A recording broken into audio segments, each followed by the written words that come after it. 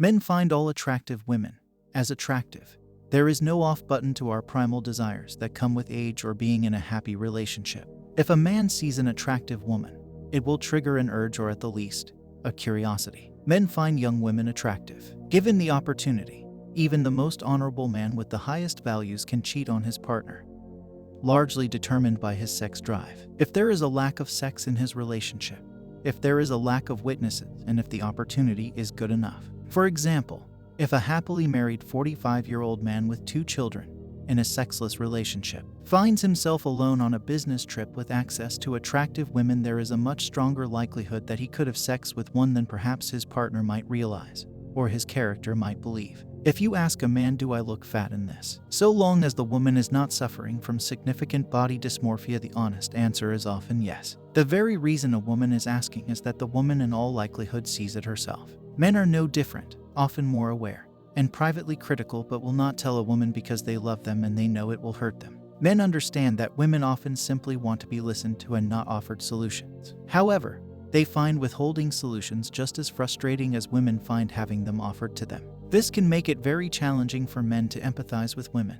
Although they love them, they can sit there and watch a woman cry while pretending to support them while privately wondering why they don't just get on with sorting the issue out. Men resign themselves to and are frustrated by the lack of sex in their long-term relationships, which they blame on women. It is widely accepted as a thing that men are more often than not faced with, so much so that they joke about it with their friends as a coping mechanism. Also, frustration or boredom will significantly increase the likelihood of a man having an affair. Men make a clear and real distinction between their personal relationships and sexual fantasy. For example, a group of friends can go to a strip club, have lap dances, touch the women, and go home to their partners without feeling any sense of remorse or guilt. Unlike women, there is no emotional involvement with men.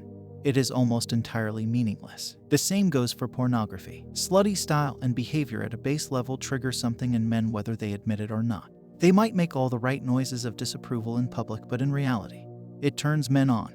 They just don't say anything in fear of judgment. For example, take a photo of a porn star.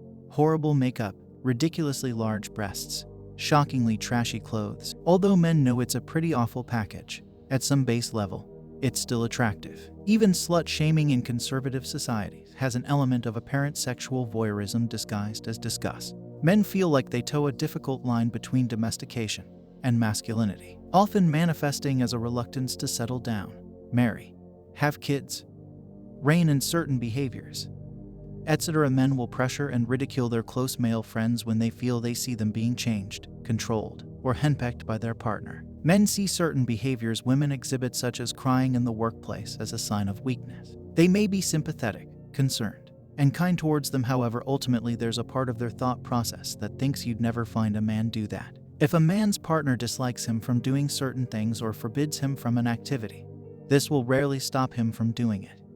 The behavior will simply be concealed. Common examples are drug use, smoking, and drinking.